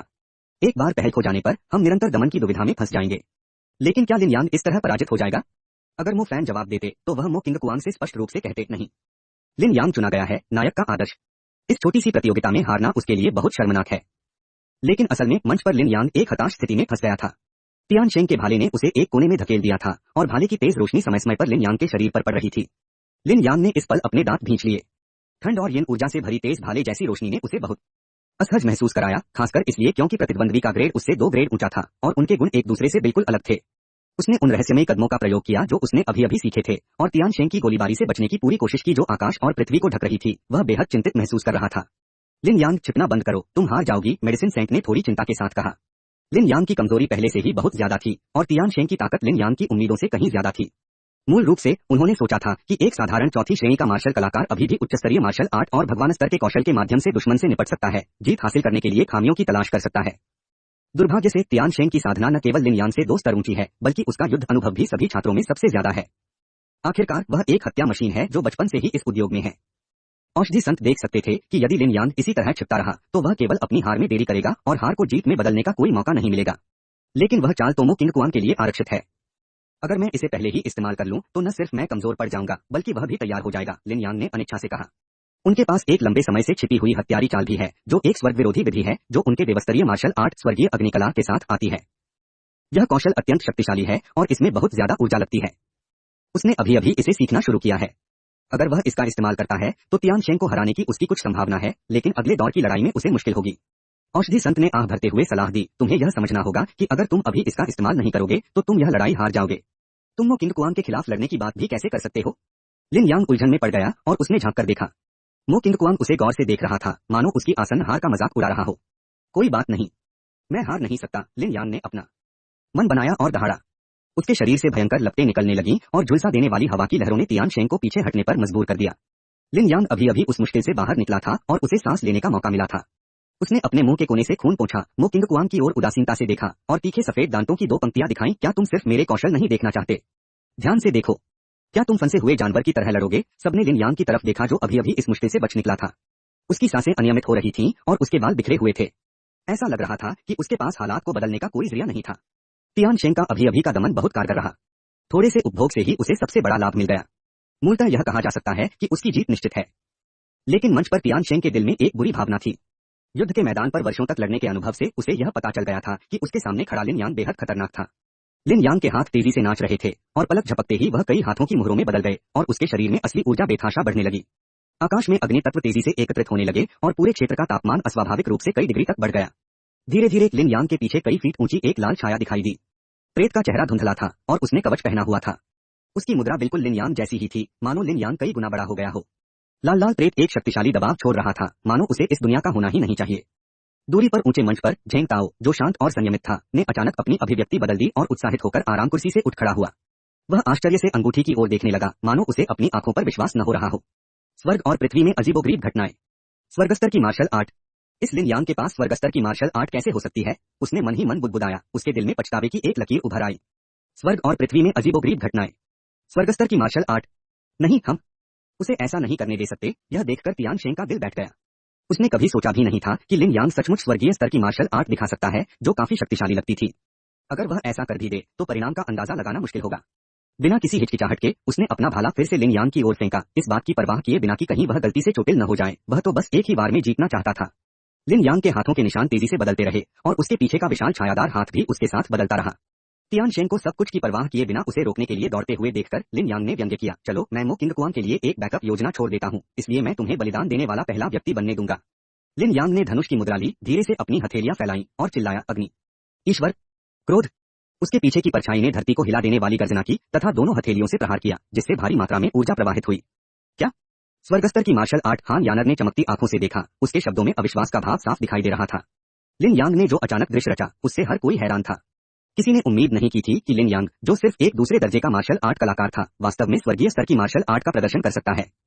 इससे भी अधिक चौंकाने वाली बात यह है कि लिन यांग के पास वास्तव में स्वर्गीय स्तर की मार्शल आर्ट है। तुम्हें पता है, हजारों सालों से चली आ रही तियानक्सुआन राजघराने में भी कुछ ही स्वर्गीय स्तर की मार्शल आर्ट हैं। लिन यांग एक दूसरे दर्जे के मार्शल आर्टिस्ट के पास वास्तव में ये हैं और उन्होंने उनमें महारत हासिल कर ली है। तियान शेंग को अचानक एक दबाव का एहसास हुआ जिसने उसके कदम रोक दिए। एक भयानक गर्मी ने उसके हाथ में रखे लोहे के भाले को तुरंत झुलसा दिया और ऐसा लगा जैसे वह तुरंत नरम पड़ गया हो। उसकी हथेलियों में चुभन भरा दर्द होने लगा। उसने तुरंत निर्णय लिया, अपना भाला फेंक दिया, अपनी सारी ऊर्जा जुटाई, अपनी मुट्ठियां बांधी और आगे बढ़ गया। लेकिन लिन यांग की हथेली ज्वालामुखी विस्फोट जैसी थी, मैग्मा बाहर निकल रहा था। उस प्रचंड ऊर्जा ने तियान शेंग की सारी सुरक्षा व्यवस्था को तुरंत पिघला दिया। परिणाम संपर्क के क्षण में ही तय हो जाता है। तियान शेंग ने मुंह में खून भरकर थूका, उसका शरीर बाहर निकल आया और वह भारी होकर जमीन पर गिर पड़ा। सभी लोग भयभीत होकर तियान शेंग को देखने लगे। मुट्ठियों का जोड़ा जो असल में बर्फीली सच्ची ऊर्जा में लिपटा हुआ था, असल में जलकर कोयला बन गया था। उसका पूरा शरीर जलकर राख हो गया था और ऐसा लग रहा था कि उसे बचाना नामुमकिन है। इस इनाम के लिए किडियन रीडिंग बुक फ्रेंड 2019120400408602 का शुक्रिया। शुक्रिया। इस अध्याय का अंत। अध्याय 47 यानेर का अनुरोध। अध्याय 47 यानेर का अनुरोध। प्रकाश और छाया फीकी पड़ गई और लिन यांग मंच पर कमजोर और गर्व से खड़ा था। उसकी पीठ सीधी थी। उसके पीले गाल और लड़खड़ाते कदम यह दर्शाते थे कि वह हल्की हवा से भी उड़कर नीचे गिर सकता था। लेकिन वह वहीं गर्व और दृढ़ता से खड़ा रहा। मैं जीत गया। ऐसा प्रतीत हो रहा था कि वह शपथ नहीं ले रहे थे, बल्कि एक तथ्य कह रहे थे जिसे स्वीकार कर लिया जाना चाहिए। वह लिन यांग, एक दूसरे दर्जे के मार्शल कलाकार ने एक चौथे दर्जे के मार्शल कलाकार को हरा दिया, मानो यह स्वाभाविक और अपरिहार्य था। मो किंग कुआंग ने लिन यांग को गौर से देखा। परस्पर विरोधी विशेषताओं और स्तर दमन के कारण लिन यांग जीत गया। हालांकि उन्हें मो फैन के इस कथन पर पूरा विश्वास था कि लिन यांग जीतेंगे, लेकिन उन्होंने ऐसी स्थिति की भी उम्मीद की थी जिसमें दोनों पक्षों को नुकसान उठाना पड़ेगा। दुर्भाग्य से बहुत कमजोर दिखने के अलावा लिन यांग को इस समय कोई गंभीर चोट नहीं लगी थी। स्वर्गीय स्तर, मो किंग कुआंग मन ही मन बुदबुदाया। उसने पहली बार स्वर्गीय स्तर की मार्शल आर्ट देखी थी। शक्ति इतनी जबरदस्त थी कि मानो वह देवताओं से संवाद कर रहा हो। यह बेजोड़ थी। जरा सोचिए, यदि उसे अग्नि देवता के इस भयानक प्रकोप का सामना करना पड़े तो क्या वह इसे झेल पाएगा? मो किंग कुआंग की उदास अभिव्यक्ति को देखते हुए लिन यांग मुस्कुराया, एक बहुत ही खुश और ताजा मुस्कान। क्या तुम मेरी छिपी हुई चालें नहीं देखना चाहते? अब जब तुमने उन्हें देख ही लिया है तो क्या तुम उनसे निपट पाओगे? लिन यांग ने मन ही मन उपहास किया। तो क्या हुआ अगर यह फूल चुनने का दर्पण है? यह तो पृथ्वी रैंक ही है। अंतर स्वर्ग और पृथ्वी जितना बड़ा है, स्वर्ग और पृथ्वी के बीच का अंतर जितना विशाल। यांग लिन ने यह राउंड जीत लिया। काफी देर बाद रेफरी ने खेल का परिणाम घोषित किया। दर्शक जो पहले सदमे में थे अंततः होश में आए। लिन यांग फिर से जीत गया। चौथे नंबर का तियान शेंग भी उसे नहीं रोक सका। तुम्हें पता है, अगर तुम शीर्ष 16 में जगह बना लेते हो तो तुम महल की परीक्षा में भाग लेने और मार्शल आर्ट चैंपियन के खिताब के लिए प्रतिस्पर्धा करने के योग्य हो जाओगे। लिन यांग की ताकत के आगे उसका प्रतिद्वंद्वी और कौन हो सकता है? कुआंग किंग। वह तो बस दूसरे दर्जे का मार्शल आर्टिस्ट है। चौथे दर्जे का मार्शल आर्टिस्ट भी हार गया। लोगों का कुआंग किंग की आगामी महल परीक्षा में लिन यांग को रोकने की क्षमता पर से भरोसा उठ रहा था, लगभग निराशा की हद तक। कुछ लोग तो इतने दुखी हो गए कि लगभग फूट फूट कर रोने लगे। क्या मैं तियानक्सुआन सचमुच इतना बड़ा अपमान सहने जा रहा हूँ? हान यानेर और बाकी लोगों को समझ नहीं आ रहा था कि वे यान्यू विला कैसे वापस पहुंचे। वे पूरे समय स्तब्ध अवस्था में थे। लिन यांग के दमदार प्रदर्शन ने मो किंग कुआंग सहित सभी का आत्मविश्वास हिला दिया। मो किंग कुआंग ने उलझन में मो फैन से पूछा, दादाजी क्या आपको लगता है कि मैं उसे हरा सकता हूँ? क्या आप फिर से हारना चाहते हैं? मो फैन ने शांति से कहा। लिन यांग का अग्नि देवता का क्रोध एक शक्तिशाली मार्शल आर्ट था जिसे उन्होंने लिन यांग के लिए तैयार किया था, जिसकी शुरुआत स्वर्गीय रैंक से हुई थी। जैसे जैसे साधना का स्तर बढ़ता जाएगा, यह अधिक शक्तिशाली होता जाएगा और इसका उपयोग उच्च स्तर के विरोधियों के खिलाफ लड़ने के लिए किया जा सकेगा। हालांकि मूल सेटिंग के अनुसार यह लिन यांग के ग्रैंड मास्टर क्षेत्र में प्रवेश करने के बाद ही प्राप्त होना चाहिए था। अप्रत्याशित रूप से मो किंग कुआंग द्वारा फूल चुनने वाला दर्पण छीन लेने के बाद लिन यांग ने वास्तव में अग्निदेव के क्रोध का पहले से ही अभ्यास कर लिया था। यद्यपि यह देखा जा सकता है कि इसके महत्वपूर्ण दुष्प्रभाव हैं, फिर भी इसकी शक्ति वास्तव में शक्तिशाली है। स्थिति का विकास उसकी उम्मीदों से कहीं ज्यादा हुआ। ऐसा लग रहा था कि लिन यांग ने मूल पुस्तक की तुलना में ज्यादा लगन से अभ्यास किया था। लेकिन यह तो स्वर्गीय स्तर की मार्शल आर्ट है। मो किंग कुआंग थोड़ा ईर्ष्यालु और थोड़ा चिंतित भी था। लिन यांग इतना भाग्यशाली क्यों है? वह एक प्राकृतिक शरीर के साथ पैदा हुआ था और उसे पूर्व औषधि संत का संरक्षण प्राप्त है, जो उसे उच्च स्तरीय मार्शल आर्ट और कीमिया मार्गदर्शन प्रदान करते हैं। मैं कोई किंग कुआंग नहीं हूँ, मैं भी स्वर्ग की एक पसंदीदा संतान हूँ, फिर मेरा जीवन इतना दयनीय क्यों है? मो किंग कुआंग के दिल में अनिच्छा की गहरी भावना उभरी। अफसोस, तुम्हारा चरित्र अभी भी बहुत बुरा है। तुम एक छोटे चरित्र के लायक हो जो 10 अध्यायों से ज्यादा नहीं टिक सकता। मो किंग कुआंग को इतना निराश देखकर मो फैन ने मन ही मन आह भरी। मो फैन ने ठंडे स्वर में चिल्लाते हुए कहा, यदि आप लड़ाई से पहले डर गए हैं तो आप पहले ही हार चुके हैं। आप अपने जीवन काल में कभी भी उससे आगे नहीं निकल पाएंगे। लेकिन कोई बात नहीं। उसने खुद को स्वर्ग स्तर की मार्शल आर्ट का इस्तेमाल करने के लिए मजबूर किया, जिसमें बहुत ऊर्जा खर्च होती है और निश्चित रूप से कुछ छिपे हुए खतरे भी होंगे। यह अभी भी स्पष्ट नहीं है कि वह कल के महल परीक्षण में ठीक हो पाएगा या नहीं। अगर वह ठीक भी हो जाता है तो मेरे यहाँ होने के कारण जरूरी नहीं कि आप उससे हार जाएं, मो फैन ने आगे कहा। सचमुच मो किंग कुआंग थोड़ा हिचकिचा रहा था। तुम मुझ पर अपने पूर्वज पर विश्वास नहीं करते? मो किंग कुआंग को यह सुनकर राहत मिली। मो फैन उसे जिंदा भी कर सकता था। उसके पूर्वजों की सारी भविष्यवाणियां एक एक करके सच हो गई थीं। वह इतना घमंडी और अविश्वासी नहीं हो सकता। उसकी आंखों में फिर से दृढ़ता झलक आई। हाँ, यहाँ पूर्वजों के रहते मुझे किसी का डर नहीं। यह देखकर कि मो किंग कुआंग ने अपना आत्मविश्वास वापस पा लिया है, मो फैन को अंततः राहत महसूस हुई। वह मो किंग कुआंग की ताकत को तेजी से बढ़ाने में मदद कर सकता था, लेकिन वह उसके लिए अपना दिमाग तेज नहीं कर सकता था। मो किंग कुआंग मुंह में चांदी का चम्मच लेकर पैदा हुआ था और उसे कभी कोई बड़ी असफलता का सामना नहीं करना पड़ा था। उसका चरित्र निश्चित रूप से लिन यांग जितना मजबूत नहीं था, जिसका मजाक उड़ाया गया था और उसे धमकाया गया था। उसे उससे और मार्गदर्शन और सलाह की जरूरत थी, वरना वह भविष्य में कुछ खास हासिल नहीं कर पाता। क्या तुम इस नारकीय प्रशिक्षण पद्धति का अनुभव नहीं करना चाहते? इस मार्शल आर्ट परीक्षा के समाप्त होने के बाद मैं तुम्हें इसे आजमाने ले चलूंगा, मो फैन ने धीरे से कहा। हाँ, मेरा पोता जरूर हमारे पूर्वजों की ऊंची उम्मीदों पर खरा उतरेगा, मो किंग कुआंग ने खुशी से सिर हिलाया। बैंग बैंग बैंग, इसी समय दरवाजे पर दस्तक हुई। मो किंग कुआंग ने दरवाजा खोला और देखा कि यह हान यानर थी, जो उदास और सुंदर आंखों से उसे देख रही थी। कुआंग क्विंग तुम उसे हरा सकते हो, है ना? हान यानर का स्वर पहले की तरह ही जीवंत और गर्व से भरा था, जिसमें थोड़ी सी उत्सुकता भी थी। अंदर आओ और बैठ जाओ। मो किंग कुआंग ने हान यानेर को घर में आने दिया और वे दोनों बैठ गए। कुआंग क्विंग तुम उसे हरा सकते हो, है ना? हान यानर ने उसकी ओर आशा भरी नजरों से देखा। उसकी आंखों में कुछ टालमटोल थी। वह मो क्विंग कुआंग के मुंह से नकारात्मक जवाब सुनने से डर रही थी। मो फैन ने उसे तुरंत याद दिलाया, तुम्हें कुछ चाहिए, तुम्हें कुछ चाहिए। महल में 10,000 साल पुराना ठंडा जेड का एक टुकड़ा है जो खेती के लिए बेहद फायदेमंद है। तुमने कहा था कि तुम इसका इस्तेमाल 1 साल तक खेती करने के लिए करना चाहते हो। 10,000 साल का ठंडा जेड तियानशुआन शाही परिवार द्वारा पीढ़ी दर पीढ़ी हस्तांतरित एक खजाना है। यह ठंडा जेड मन को स्थिर करने और भटकने से रोकने का प्रभाव रखता है। इससे भी महत्वपूर्ण बात यह है कि इसकी शीतलता सच्ची क्यूई परिसंचरण की गति को बहुत कम कर सकती है, जिससे सच्ची क्यूई संघनित होकर और अधिक शुद्ध हो जाती है। यह साधना के लिए एक अनमोल खजाना है। 9वीं राजकुमारी, वह स्वर्गस्तर की मार्शल आर्ट जानता है। मो किंग कुआंग को पता था कि पूर्वज उसे फिर से ब्लैकमेल करना चाहते थे। जब उसने यह सुना और धीमी आवाज में कहा, हान यानेर ने सिर हिलाया, मुझे पता है कि वह स्वर्गस्तर की मार्शल आर्ट जानता है, लेकिन मैं देख सकती हूँ कि वह तुम्हें अपना सबसे बड़ा प्रतिद्वंद्वी भी मानता है। मुझे विश्वास है कि तुम्हारे पास उसे हराने का कोई तरीका जरूर होगा, है ना? लिन यांग की ताकत संदेह से परे है। शीर्ष 16 में पहुंचे प्रतियोगियों में कुआंग किंग को छोड़कर कोई भी लिन यांग का मुकाबला नहीं कर सकता, जिसे लिन यांग हमेशा से अपना सबसे बड़ा दुश्मन मानता रहा है। चौथी श्रेणी के सभी मार्शल आर्टिस्ट हार गए।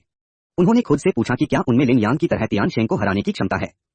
अग्निदेव के प्रकोप ने न सिर्फ तियान शेंग को हरा दिया, बल्कि उनका आत्मविश्वास भी चकनाचूर कर दिया। तुम्हें हमारी मदद करनी ही होगी। मार्शल आर्ट चैंपियन को युआनजियान संप्रदाय नहीं छीन सकता, वरना हम तियानक्सुआन में अपनी सारी इज्जत गवा देंगे और फिर कभी सिर नहीं उठा पाएंगे। अगर तुम ऐसा होने से रोक सको तो तियानक्सुआन तुम्हारे साथ कभी गलत व्यवहार नहीं करेगा। मो किंग कुआंग को चुप देखकर हान यानेर ने विनती की। उसके पास और कोई चारा नहीं था। लियू वुलिन हार गई, चेन शी हार गई और यहाँ तक कि तियान शेंग भी हार गया। अब केवल कुआंग किंग, जो सभी के लिए अदृश्य है, के पास अभी भी आशा की एक किरण है। मो किंग कुआंग ने शर्मिंदगी का नाटक किया और एक पल के लिए सोचने के बाद कहा, मुझे 10,000 साल पुराना ठंडा जेड चाहिए। क्यों रीडिंग के लिए धन्यवाद। बाई फेई पुरस्कार के लिए। वैसे अपडेट के बारे में बता दूं, जैसे ही यह बाजार में आएगा मैं इसे जरूर अपडेट करूंगा। यह जल्द ही बाजार में आ जाएगा। जिन दोस्तों को यह पसंद है वे इंतजार करके देख सकते हैं। इस अध्याय का अंत। अध्याय 48 जैसा आप चाहें। अध्याय 48 जैसा आप चाहें। मुझे 10,000 साल का ठंडा जेड चाहिए। मो किंग कुआंग के शब्दों ने हान यानर को एक पल के लिए स्तब्ध कर दिया। क्या कहा आपने? मो किंग कुआंग ने अपना गला साफ किया और गंभीरता से कहा, मेरा मतलब है मैं लिन यांग को हराने में आपकी मदद करने की पूरी कोशिश कर सकता हूँ, लेकिन मुझे 10,000 साल का ठंडा जेड चाहिए। असंभव। 10,000 साल पुराना ठंडा जेड मेरे शाही परिवार का सबसे अनमोल खजाना है। मैं इसे तुम्हें कैसे दे सकती हूँ? हान यानर ने आंखें चौड़ी करके सख्ती से मना कर दिया। इतनी जल्दी मना मत करो। मुझे सिर्फ 1 साल चाहिए। जैसा कि सभी जानते हैं 10,000 साल का ठंडा जेड साधना में सहायक हो सकता है। अगर मैं लिन यांग को हराकर मार्शल चैंपियन का खिताब जीत लूं तो तुम मुझे 1 साल की साधना के लिए 10,000 साल का ठंडा जेड उधार दे सकते हो। कैसा रहेगा? यह सुनकर हान यानर चुप हो गई। 1 साल की बात तो अभी भी चल सकती थी। तियानक्सुआन शाही परिवार की 1000 साल की प्रतिष्ठा के बदले में 10,000 साल के कोल्ड जेड के 1 साल के उपयोग के अधिकार का उपयोग करना, यह सौदा बहुत बुरा नहीं है। क्या तुम अपनी गरिमा के लिए लड़कर उसे सबके सामने निष्पक्ष रूप से नहीं हरा सकती? तुम्हें उससे कोई न कोई दुश्मनी होगी। क्या तुम बदला नहीं लेना चाहती? हान यानर अभी भी अंतिम संघर्ष करना चाहती थी। मो किंग कुआंग ने अपना सिर हिलाया। एक सज्जन का बदला लेने में कभी देर नहीं होती। मुझे मौत से लड़ने की जरूरत नहीं है। मुझे यकीन नहीं है कि मैं उसे मार सकता हूँ, इसलिए अगर मैं उससे लड़ता हूँ तो जीत या हार महत्वपूर्ण नहीं है। लेकिन कोई मगर नहीं। शर्त यही है, अगर तुम मान जाओगी तो मैं तुम्हारे हान परिवार के लिए अपनी जान की बाजी लगा दूंगा। अगर तुम नहीं मानोगे तो दूसरा स्थान भी ठीक है। मो किंग कुआंग मुस्कुराया और हान यानर की बात बीच में ही रोक दी। तुम? हान यानर बहुत गुस्से में थी। यह आदमी इतना जिद्दी क्यों है? पहले तो हर आदमी उसकी हर बात मानता था और उसे अपना दिल, जिगर, तिल्ली, फेफड़े और गुर्दे दे देता था। धिक्कार है कुआंग किंग, मैं 9वीं राजकुमारी तुमसे व्यक्तिगत रूप से मदद मांगने आई हूँ। तुम्हें इतना बड़ा सम्मान दे रही हूँ और फिर भी तुम ये वो चाहती हो। यह देखकर कि मो किंग कुआंग का हार मानने का कोई इरादा नहीं था, हान यानेर ने दांत पीसते हुए कहा, मैं कबीले के साथ इस पर चर्चा करूंगी। तुम्हें वादा करना होगा कि तुम जीत सकते हो। अगर तुम हार गए तो तुम्हें मुझे देने की जरूरत नहीं है। बस जाते समय दरवाजा बंद कर देना। मैं तुम्हें विदा नहीं करूंगा। मो किंग कुआंग ने बिना कोई वादा किए हाथ हिला दिया। तुम? यह तुम्हारा घर है या मेरा? हान यानर के साथ पहले कभी इतनी अवमानना का व्यवहार नहीं हुआ था और उसने मो किंग कुआंग की ओर इशारा करके उस पर चिल्लाई। तुम्हारा घर? मो किंग कुआंग ने अपना सिर भी नहीं उठाया, अकेले ही चाय पीता रहा और पूर्वज मो फैन द्वारा सिखाए गए सही सिद्धांत को दृढ़ता से लागू करता रहा कि महिलाओं को बिगाड़ा नहीं जाना चाहिए। हान यानर की छाती, जो अभी आकार लेने लगी थी, जोर से ऊपर नीचे हुई और आखिरकार शांत हो गई। एक ठंडी खर्राटों के साथ वह दरवाजा पटकते हुए चली गई। तुम बहुत घमंडी हो। मुझे तुमसे एक एहसान चाहिए, वरना मैं तुम्हें भुगतना पड़ेगा। हान यानर के जाने के कुछ देर बाद ही वह गुस्से में वापस भागी। इस बार उसने दरवाजा नहीं खटखटाया, बल्कि सिर्फ लात मारकर दरवाजा खोल दिया। तुम फिर से वापस क्यों आ गए? मो किंग कुआंग थोड़ा हैरान हुआ। हमारे पूर्वजों ने कहा था, जितना ज्यादा तुम उसकी परवाह नहीं करते, उतना ही ज्यादा वह तुम्हारी परवाह करेगी। मुझे उम्मीद नहीं थी कि यह इतना कारगर होगा। हान यानेर ने ठंडे स्वर में कहा, अभी अभी दीन झेंग ने आपको कुछ बताने के लिए किसी को भेजा है। उसने क्या कहा यह सुनकर मो किंग कुआंग का दिल द्रवित हो गया। जब से तियान शेंग हार गया है वह झेंग ताओ की खबर का इंतजार कर रहा है। उसे विश्वास है कि झेंग ताओ उसकी बात जरूर मान लेगा, क्योंकि वह यह भी जानता था कि झेंग ताओ के गलत निर्णय के कारण शीर्ष 16 में उसके अलावा कोई भी लिन यांग के साथ प्रतिस्पर्धा नहीं कर सकता था। मास्टर वू कृपया अंदर आइए। हान यानर का स्वर सामान्य हो गया और उसने दरवाजे के बाहर खड़े व्यक्ति से सम्मानपूर्वक कहा। दरवाजे के बाहर काले लबादे में एक अधेड़ उम्र का आदमी आश्चर्य से भरा भाव लिए अंदर आया। यही वो आदमी था जो हमेशा झेंग ताओ के साथ रहता था। उसे थोड़ा आश्चर्य हुआ। शाही परिवार में हमेशा से ही पारिवारिक शिक्षा बहुत सख्त रही है और राजकुमार और राजकुमारियां सुशिक्षित और दूसरों के प्रति विनम्र होते हैं। मो किंग कुआंग ने 9वीं राजकुमारी को इतना क्रोधित करने के लिए क्या किया? क्या तुम यहाँ हो? दीन झेंग के पास क्या निर्देश हैं? मो किंग कुआंग ने अधेड़ उम्र के आदमी को देखा और सलामी देने के लिए खड़े हुए बिना आलस से पूछा। मध्यम आयु वर्ग के व्यक्ति ने मो किंग कुआंग को ठंडे भाव से देखा। दीन ने कहा, यह आप पर निर्भर है। मो किंग कुआंग को यह सुनकर राहत मिली और अब उसे कोई डर नहीं रहा। उसने मुस्कुराते हुए कहा, मैंने तुमसे बहुत पहले ही कहा था कि दीन को इस बात का पछतावा होगा, है ना? अधेड़ उम्र के आदमी का मुंह ऐंठ गया और उसने मो किंग कुआंग का मुंह फाड़ने की इच्छा को दबा लिया। उसने दुष्टता से कहा, बेटे अगर तुम हार गए तो दीन झेंग कुछ न भी कहे तो भी मैं तुम्हें सबक सिखाऊंगा। तुम्हें यह मौका नहीं मिलेगा। मो किंग कुआंग ने बिना किसी डर के शांति से कहा। मुझे उम्मीद है। अधेड़ उम्र के आदमी ने ठंडी सांस ली और हान यानर की तरफ मुट्ठियां भींच ली। 9वीं राजकुमारी, मैं पहले विदा लेता हूँ। शिक्षक हुआंग, अपना ध्यान रखना। काले लबादे में अधेड़ उम्र के आदमी को जाते हुए देखने के बाद हान यानर ने आखिरकार अपने दिल में सवाल पूछा, तुमने अभी क्या कहा? दीन झेंग को किस बात का पछतावा है? अगर मैं तुम्हारी जगह होता तो ये बेतुके सवाल नहीं पूछता, बल्कि जल्दी से यह पता लगा लेता कि 10,000 साल पुराना ठंडा जेड मेरे पास कैसे लाया जाए। मो किंग कुआंग ने हल्के से कहा। तुम हान यानर एक पल के लिए अवाक रह गई, फिर उसकी आंखें अचानक मुड़ गईं और उसने चालाकी से कहा, मैं इसे तुम्हें देने की योजना नहीं बना रही हूँ तो क्या? ओह, तो आप चाहते हैं कि तियानक्सुआन साम्राज्य का मान सम्मान खत्म हो जाए? ऐसा मत सोचो कि मैं तुम्हारी बात नहीं सुन पा रही हूँ। तुम दीन झेंग को लिन यांग के खिलाफ कार्रवाई करने की इजाजत दे चुके हो। तुम मेरे पास 10,000 साल पुराना कोड जेड मांगने आए थे, जो मेरे लिए साफ तौर पर झूठ था। अगर मैं तुम्हें वो न भी दूं तो भी तुम लिन यांग को हराने की पूरी कोशिश करोगे, क्योंकि अभी मास्टर हुआंग तुम्हें जाने नहीं देंगे। हान यानर की आंखों में एक विजी मुस्कान थी और उसका मन अचानक हल्का हो गया। ठीक है, तो तुम बाहर जा सकते हो। मैं तुम्हें याद दिला दूं कि अगर मैं लिन यांग से निपट भी न पाऊं तो भी मास्टर वो मुझे ज्यादा से ज्यादा पीटेंगे, मारेंगे नहीं। और मुझे डर है कि तुम्हारी तियानक्सुआन की प्रतिष्ठा 1000 बार मरने पर भी नहीं बच पाएगी। मो किंग कुआंग जल्दी में नहीं था, बस शांति से चाय की चुस्कियां ले रहा था। हान यानर भी यह सुनकर बहुत नाराज हुई। हालांकि मो किंग कुआंग की बातें सुनने में अप्रिय थीं, फिर भी उनमें कुछ अर्थ तो था। जब तियानक्सुआन प्रतिभाशाली लोगों की भर्ती के लिए उत्सुक था तो उसे लिन यांग से निपटने के लिए मजबूर करना, जो एक चौथी श्रेणी के मार्शल कलाकार को हराने में सक्षम था, पहले से ही एक पतली उम्मीद थी। अगर वह लड़ाई से बचता भी तो उसकी बहुत ज्यादा निंदा नहीं होती। इसके विपरीत तियानक्सुआन साम्राज्य को चट्टान के किनारे पर धकेल दिया गया है। अगर वह एक कदम भी पीछे हटता है तो उसकी प्रतिष्ठा पूरी तरह से नष्ट हो जाएगी। इस मो किंग कुआंग ने वास्तव में खुद को नियंत्रण में रखा है। बस मेरा इंतजार करो। हान यानर ने अपने दांत पीस लिए, एक क्रूर शब्द बोला और गुस्से से चली गई। शहर के दक्षिण में क्योटो रेस्तरां में लिन यांग का चेहरा पीला था और वह अपने हाथ में एक जेड बॉक्स पकड़े हुए था। यह चौथी श्रेणी की क्यूई पुनर्स्थापना गोली है जो डीकन लिन ने उसे दी थी। फू की गोली का प्रभाव शारीरिक शक्ति को शीघ्रता से बहाल करना और कमजोरी से मुक्ति दिलाना है। यह अत्यंत शक्तिशाली औषधीय प्रभावों वाला एक पवित्र उत्पाद है जिसका उपयोग मार्शल आर्ट की दुनिया में किया जा सकता है।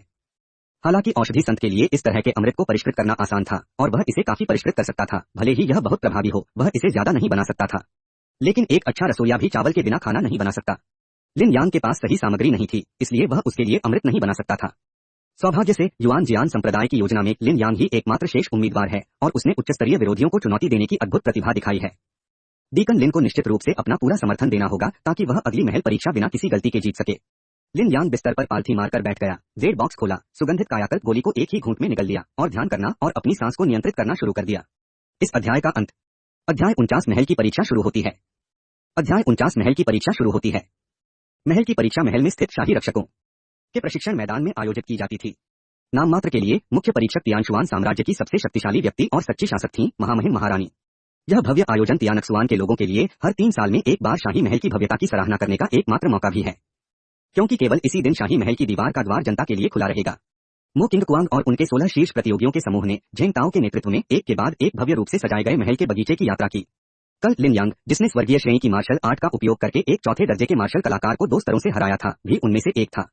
उसका चेहरा गुलाबी था और सांसें स्थिर थीं। लड़ाई के बाद वह बिल्कुल भी कमजोर नहीं लग रहा था। यह देखकर सभी को थोड़ी चिंता हुई। अगर लिन यांग अपने चरम पर होता तो उससे निपटना तियान शेंग से भी ज्यादा मुश्किल होता। 16 लोग अनेक इमारतों से होते हुए एक विशाल खेल के मैदान में पहुंचे। खेल के मैदान के बीचों बीच 3 अखाड़े थे, हर एक अलग अलग ऊंचाई पर। बीच में तीनों अखाड़ों से घिरा एक ऊंचा मंच था जिसकी त्रिज्या कई दर्जन फीट थी, जो सबसे ऊंचे अखाड़े से भी कहीं ऊंचा था। मंच पर कई कुर्सियां थीं और वहां पहले से ही काफी लोग बैठे थे। उनके आलीशान कपड़ों से अंदाजा लगाया जा सकता था कि वे दरबार के गणमान्य व्यक्ति होंगे। केंद्र में केवल एक खुला स्थान होना चाहिए जो सबसे अच्छा स्थान है और आपको समग्र स्थिति को सबसे अधिक आराम से देखने की अनुमति देता है। अनगिनत क्योटो नागरिक प्रशिक्षण मैदान में दाखिल हुए।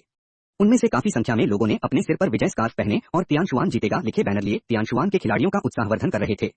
जैसे ही उसने लिन यांग को प्रवेश करते देखा, वह गुस्से में चिल्लाने लगा, लिन यांग, तुम भागते हुए कुत्ते, क्योटो से बाहर निकलो, झोंगझो से बाहर निकलो। लोगों को इतना क्रोधित देखकर अधिकारियों ने उन्हें रोकने की कोशिश नहीं की। लोगों की इस तरह की अभिकेंद्रीय शक्ति ठीक वही थी जो तियानकसुआन दरबार देखना चाहता था। इस समय दूर से एक कोमल और सौम्य आवाज आई, महाराज आ गए हैं। एक छोटा मंडप जो भव्य रूप से सजाया गया था और हल्के पर्दे से ढका हुआ था, हवा से नीचे आया और धीरे धीरे केंद्रीय मंच के खुले स्थान पर उतरा। आश्चर्य की बात यह थी कि जब इमारत जमीन पर गिरी तो कोई आवाज नहीं हुई और धूल का एक कण भी नहीं उड़ा। अटारी पर लगे हल्के पर्दे के पार से आप अंदर करवट लेकर लेटी हुई एक सुंदर स्त्री को देख सकते हैं। हालांकि सच्चाई स्पष्ट नहीं है, लेकिन उसमें विलासिता और रहस्य का भाव झलक रहा है। मो फैन की आंखें मो किंगकुआन की अंगूठी में छिपी हुई थीं, और जब उसने अटारी में उस आकृति को देखा तो वह भावुक हो गया। उनकी रचना में महारानी का चरित्र राजसी, बुद्धिमान, शक्तिशाली और सुंदर है। उन्हें तियानहान महाद्वीप की सबसे सुंदर महिला कहा जा सकता है। जहां तक इसके दिखने की बात है, तो इसका वर्णन करने के लिए जिन खूबसूरत शब्दों का उसने प्रयोग किया था, उससे वह इसकी कल्पना नहीं कर सकता था। सभी लोग अटारी की ओर झुके और बोले, महाराज। अटारी से एक ठंडी और राजसी महिला की आवाज धीमी सी आई, खड़े हो जाओ। सभी ने पीछे से एंटिंग को धन्यवाद दिया। राजसी और ठंडी महिला आवाज ने फिर कहा, झेंग एकिंग, चलो शुरू करते हैं। जैसी आपकी इच्छा। झेंग ताओ अटारी की ओर झुका और भीड़ की ओर मुड़ा। अब मैं महल की परीक्षा के नियम बताता हूँ। यहाँ 3 चरण हैं, हर एक की ऊंचाई अलग अलग है, जो सबसे ऊंचे से लेकर सबसे निचले 3 स्थानों को दर्शाते हैं। आप अपनी इच्छानुसार उन पर तब तक बैठ सकते हैं जब तक कोई आपको चुनौती न दे। इसी से विजेता का निर्धारण होगा। जो लोग अखाड़े पर कब्जा करने में विफल रहेंगे, उन्हें दूसरे स्थान पर रखा जाएगा और वो जुरेन की उपाधि से सम्मानित किया जाएगा। अब मैं घोषणा करता हूँ कि महल की परीक्षा आधिकारिक रूप से शुरू हो गई है। कई दिनों की प्रतिस्पर्धा के बाद अंततः अंतिम लड़ाई शुरू होने वाली है। क्या उभरता सितारा कुआंग किंग शीर्ष स्थान हासिल कर पाएगा, या युआनजियान संप्रदाय का विश्वासघाती लिन यांग अपनी योजना में कामयाब हो जाएगा, या कोई नया छुपे रुस्तम उभरकर प्रमुखता हासिल कर लेगा? इन अनिश्चितताओं ने हर किसी की चिंता बढ़ा दी है। लेकिन एक बात जिस पर सभी सहमत हो सकते हैं वह यह है कि लिन यांग को सबसे कम समर्थन प्राप्त होना चाहिए। महल परीक्षा में अभी भी प्रारंभिक दौर के समान ही प्रतियोगिता प्रारूप अपनाया गया, जिससे सभी को अधिक सहजता महसूस हुई। चैंपियनशिप मोड का मतलब है कि आप राउंड रॉबिन लड़ाई कर सकते हैं। यह सच है कि लिन यांग बहुत शक्तिशाली है, लेकिन वह तो बस एक ही व्यक्ति है। उसके अलावा तियानकसुआन की तरफ 15 युवा मास्टर हैं।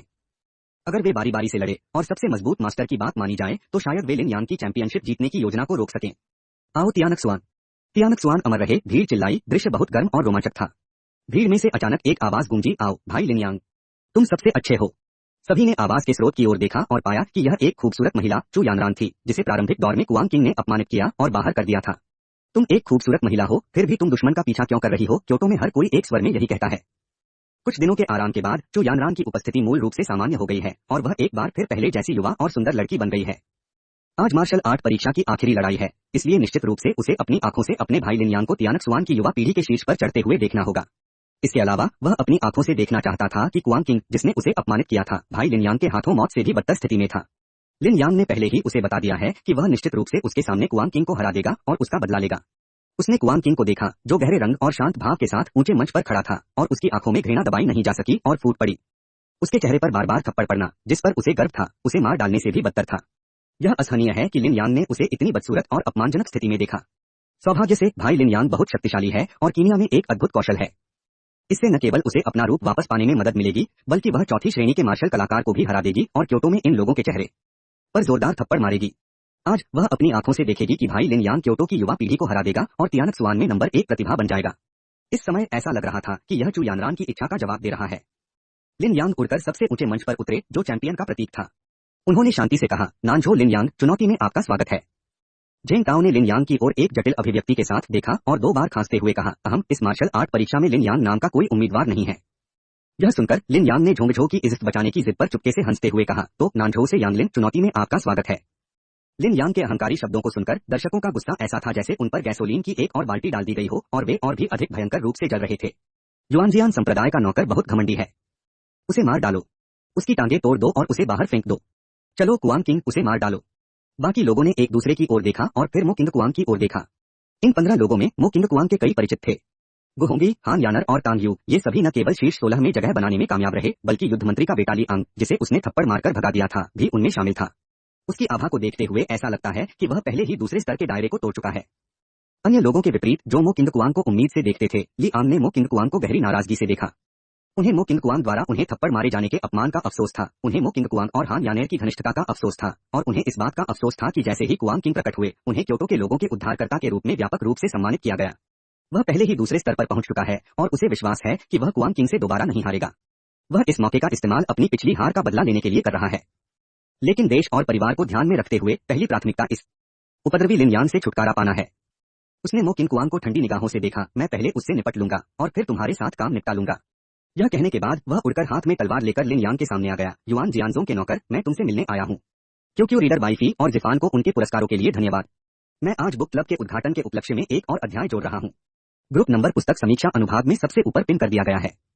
अगर आपकी रुचि हो तो आप इसमें शामिल होकर बातचीत कर सकते हैं। इस अध्याय का अंत। अध्याय 50 तुम मेरे बराबर नहीं हो। अध्याय 50 तुम मेरे बराबर नहीं हो। जब उन्होंने ली आंग को मंच पर आते देखा तो सभी लोग उनका उत्साहवर्धन करने लगे। ली आंग की पहले अच्छी प्रतिष्ठा थी। अगर मो किंग कुआंग अचानक प्रकट होकर उसे एक थप्पड़ से न भगा देते तो शायद उसे आज भी क्योटो के भरोसेमंद प्रतिभाशाली लोगों में से एक माना जाता। अब सिर्फ इसलिए कि ली आंग ने चुनौती देने का पहला साहस किया, हर कोई उसे गर्मजोशी से तालियां बजाने के लिए तैयार था। अगर ली आंग लिन यांग को हरा सके तो बहुत अच्छा होगा। झोंग के लोग उसे एक नए नायक के रूप में पूजने में कोई आपत्ति नहीं करेंगे। लिन यांग ने ली आंग पर ध्यान नहीं दिया, जो मंच पर सबसे पहले आए थे।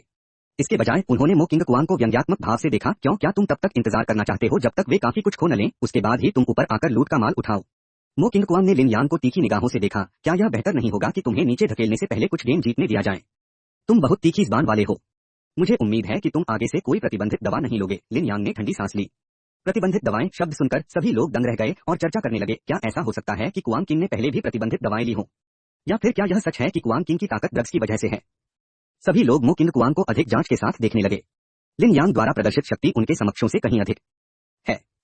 कुआंग किंग उनकी आखिरी उम्मीद है।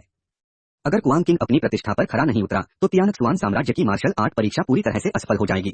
भीड़ की छानबीन और सवालिया निगाहों को देखकर मो किंग कुआंग इतना क्रोधित हुआ कि वह पूरी तरह से कांप रहा था और उसके शरीर की आंतरिक ऊर्जा लगभग दंगे के कगार पर थी।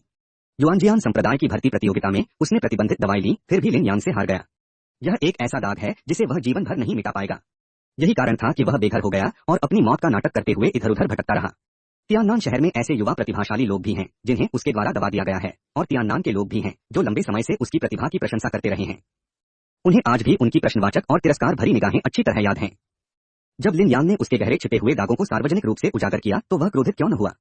तुरंत ही उसके पैरों के नीचे एक हरी रोशनी चमक उठी और वह लिन यांग को मौत की लड़ाई के लिए चुनौती देने के लिए रिंग में दौड़ने वाला था। लेकिन झेंग ताओ ने अपना हाथ लहराया और चिल्लाया, यदि आप चुनौती देना चाहते हैं तो कृपया पहले ही इसकी घोषणा कर दें और दूसरों के द्वंद्व युद्ध में हस्तक्षेप न करें। मो किंग कुआंग को एक अदृश्य शक्ति ने उस स्थान पर जकड़ लिया था जिससे वह हिल भी नहीं पा रहा था।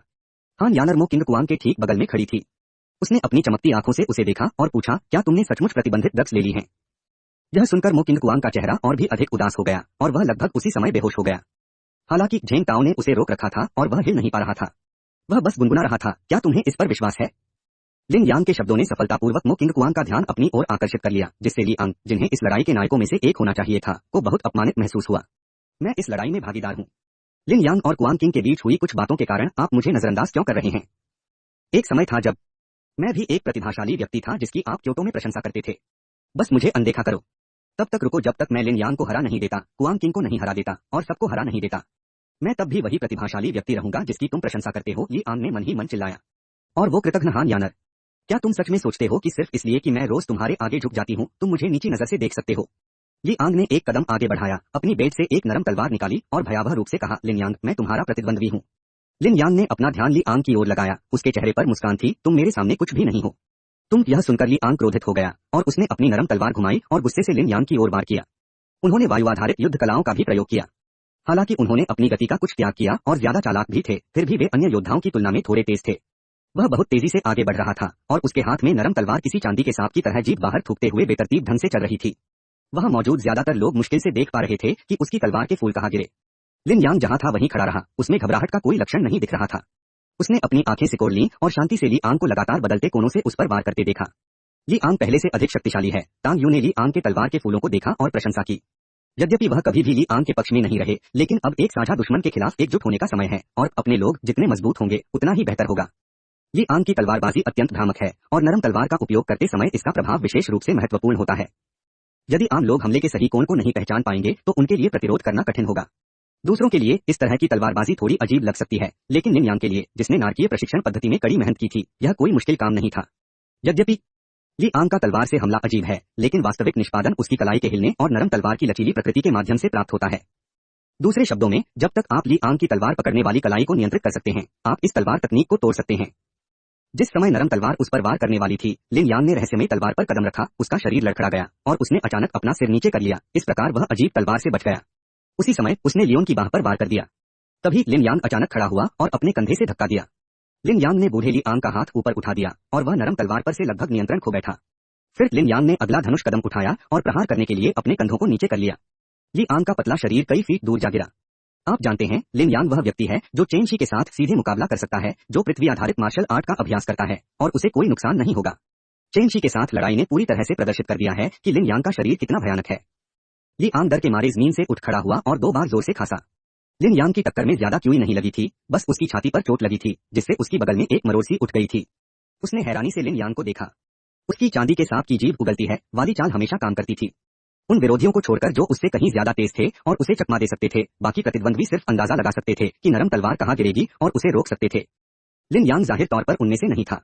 उसने असल में इस तलवारबाजी की तकनीक में एक नजर में ही खामी पहचान ली और उसे तुरंत तोड़ने का तरीका सोच लिया।